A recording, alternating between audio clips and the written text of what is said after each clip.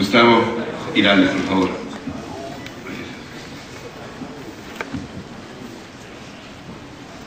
Bueno, yo creo que efectivamente el libro de Joel es un recordatorio necesario de cómo era el país y cómo éramos nosotros hace 40 años. Es evidente que nosotros los de entonces ya no somos los mismos, pero de alguna manera lo seguimos siendo. Creo que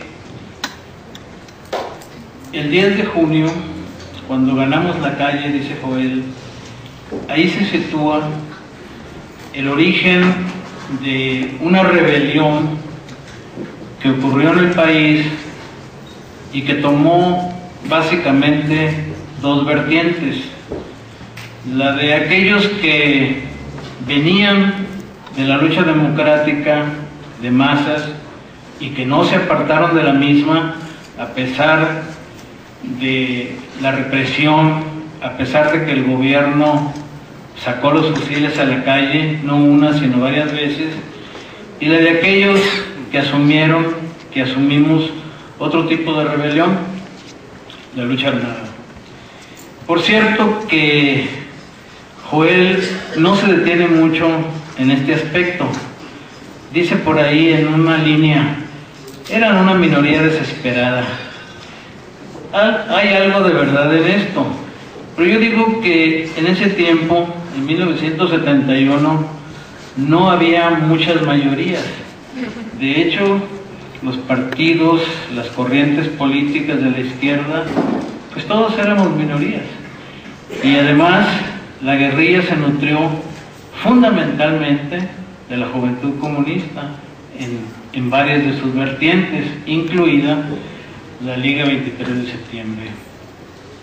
Pero yo quiero señalar en lo que me toca que esta caracterización que hace Joel de minoría desesperada no es exacta. Yo diría más bien que se trataba, o éramos, una minoría exasperada. Una minoría que dentro del Partido Comunista, dentro de la Juventud Comunista y en los ambientes estudiantiles previos al 10 de junio, presentamos una serie de posiciones que pretendían debilitar las bases de la concepción democrática, digamos, del Partido Comunista, para fortalecer, para hacer cristalizar una posición que nosotros considerábamos verdaderamente revolucionaria y que para ser verdaderamente revolucionaria debía necesariamente desembocar en la lucha armada. Y ahí están los escritos de Raúl Ramos, está la lucha que dimos en el tercer Congreso de la Juventud Comunista, cuando la dirección del partido llevó pues nada menos que a Arnoldo Martínez Verdugo y a Valentín Campa para derrotar, se decía en aquella jerga muy propia del comunismo, las posiciones liquidadoras de Raúl, y efectivamente las derrotó. Pero bueno, ahí lo que ocurrió fue que la Juventud Comunista se partió, muchos se fueron silenciosamente, otros dijimos, pues nos vamos a ver en las calles, ¿verdad? Y así fue. En lo que respecta al 10 de junio, yo relato en mi libro Memoria de la Guerra de los Justos cómo vivimos y cómo recibimos estos acontecimientos. Los miembros de nuestro grupo, lo que en ese tiempo se llamaban los procesos, en alusión al texto de Raúl, el proceso revolucionario de Raúl Ramos, participaron en la manifestación como cualquiera, a pesar de que por nuestras concepciones políticas sabíamos o decíamos que la represión era inminente y que además era connatural a la naturaleza del régimen político que estábamos combatiendo. Y sin embargo, decían mis compañeros, porque yo no estaba en México, yo estaba todavía en Mexicali, fuimos a la manifestación como viles pacifistas, como viles demócratas, sabiendo que para el gobierno era connatural la represión, y así nos fue. Es decir, a ellos como a todos los demás participantes, pues fueron víctimas de los palos y de las balas de los halcones. Ahora bien, Joel plantea que la manifestación del 10 de junio tuvo como mérito esencial ganar la calle. Desde el punto de vista nuestro, del grupo de que formábamos parte y que yo todavía reivindico, pues más bien los hechos del 10 de junio fueron la señal de que no se podía ganar la calle, o al menos de que no se podía ganar la calle en las condiciones en que se planteaba tradicionalmente, y que si queríamos ganar la calle debíamos hacerlo bajo formas de autodefensa armada. Y en todas las manifestaciones que participamos después, que fueron básicamente en Monterrey y en otros lugares, o en la toma de la cafetería de Derecho aquí en la universidad, pues fuimos armados y con bombas molotov, ¿verdad? No las usamos en ningún caso, pero esa era, digamos, la lección que sacamos del 10 de junio. Yo creo que el sentido del 10 de junio, desde el punto de vista del gobierno, era precisamente dejar en claro que nada podía organizarse y nada podía hacerse políticamente sin el consentimiento, sin la aprobación del propio gobierno, y que cualquiera que quisiera manifestarse independientemente o en contra de él podía arriesgar lo que arriesgó el 10 de junio, es decir, la represión con balas y con muertos. Y nosotros sacamos la lección, o sea, nosotros entendimos ese mensaje y dijimos, ah, sí, o sea, no se puede de otra manera. Tampoco voy a decir que el 10 de junio nos convenció, no, ya estábamos convencidos. El 10 de junio nada más fue el último clavo en el ataúd de lo que nosotros era la cancelación de cualquier perspectiva de lucha democrática y de lucha de masas abierta.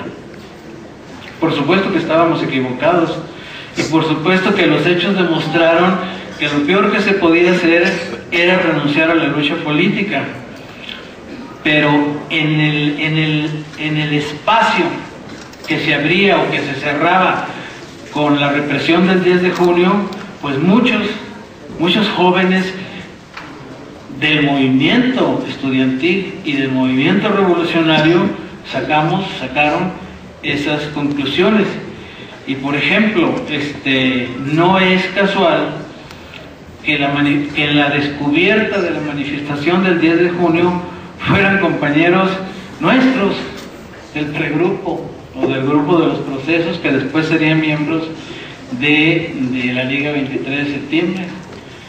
Precisamente los compañeros de Monterrey que habían encabezado la lucha por las reformas democráticas allá, compañeros como Mario López, como Luis Ángel Garza Villarreal, como Rodolfo Rivera, que murió en los enfrentamientos de los condominios Constitución.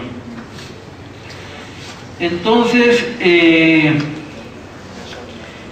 sí es muy importante rescatar esta memoria, pero yo creo que con la perspectiva que dan 40 años de distancia, deberíamos tratar, más que de reconstruir el mito, ubicar realmente qué pasó, por qué pasó, cuáles fueron las consecuencias de estos hechos, y cómo fue que, lejos de que se levantara el movimiento estudiantil después del 10 de junio, pues realmente cayó en una tremenda postración. Otros sectores no estudiantiles o estudiantiles fuera de la Ciudad de México siguieron luchando e incluso tuvieron auge. Pero por ejemplo en Sinaloa, las luchas de la universidad desembocaron en la enfermedad que tiene que ver con con esta caracterización que hacíamos, bien de minoría desesperada, bien de minoría exasperada. E incluso está el hecho de que algunos rectores de la Universidad de Sinaloa, posteriormente, pues habían pertenecido al movimiento de los enfermos, como el Gordo Moreno, como Rubén Rocha y otros, ¿no? Fueron 3 al menos rectores de la universidad que originalmente fueron del movimiento de los enfermos. Con esto lo único que quiero decir es cómo el movimiento social y en particular el movimiento estudiantil fuera de la Ciudad de México, también aquí, pero fuera, tenía una gran efervescencia y que discurrió por caminos que pues no fueron exactamente los de la tradicional marcha, manifestación. Recordemos los hechos del 16 de febrero en Culiacán, por ejemplo, o lo que pasó en Guadalajara con el Frente Estudiantil Revolucionario, etcétera.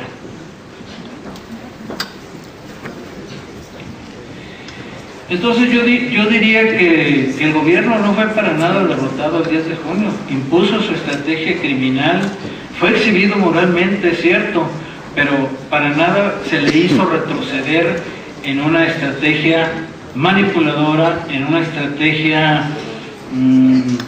traidora, en una estrategia de mistificación y de engaño y de provocación sobre todo. Ahora bien, Joel en el libro dispara contra muchos blancos, pero en el texto subyace lo que yo llamaría un malestar de la izquierda y un malestar por la izquierda.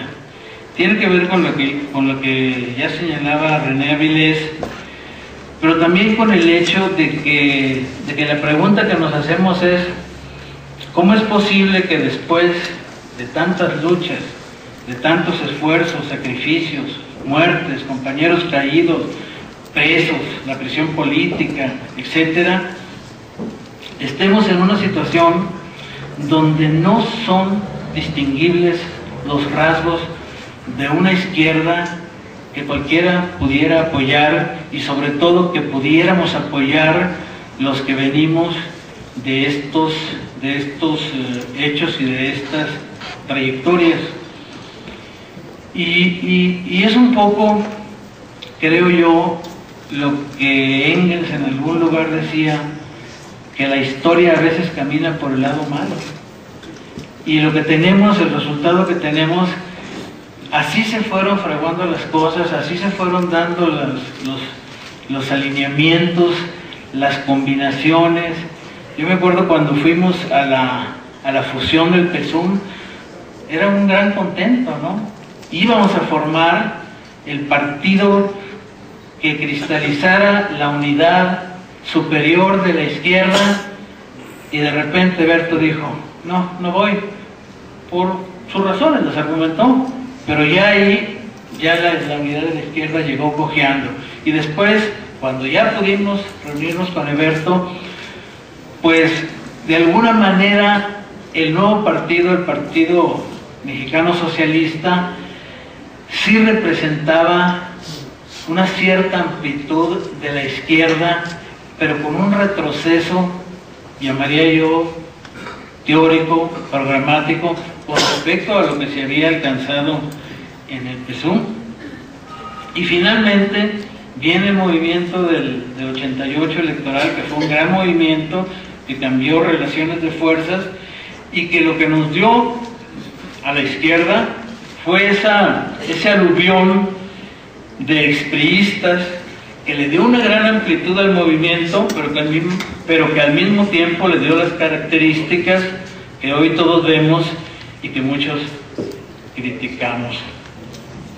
Entonces, de repente, Joel cierra el libro, o en alguna parte dice, la historia no ha terminado.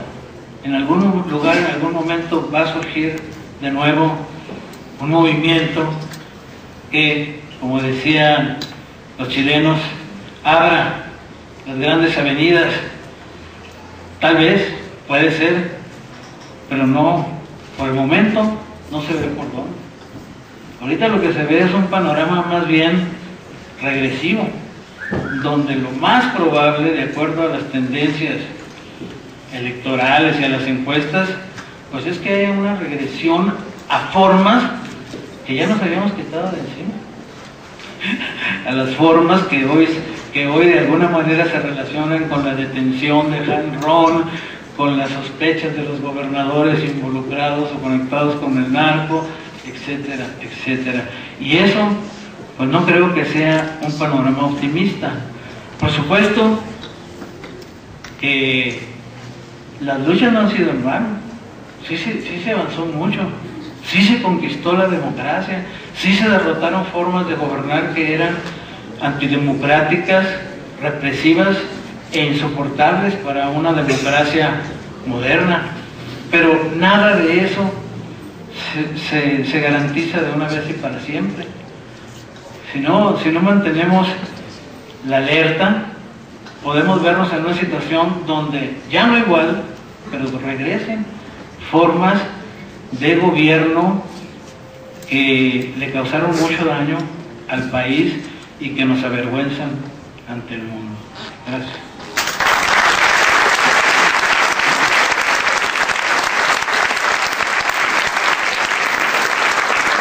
De pronto adivino algunas reacciones de nuestros panelistas a lo que está diciendo alguien, así que a lo mejor si le apuramos daría tiempo de hacer algunas precisiones por alusiones directas o indirectas unos a otros, ¿sale?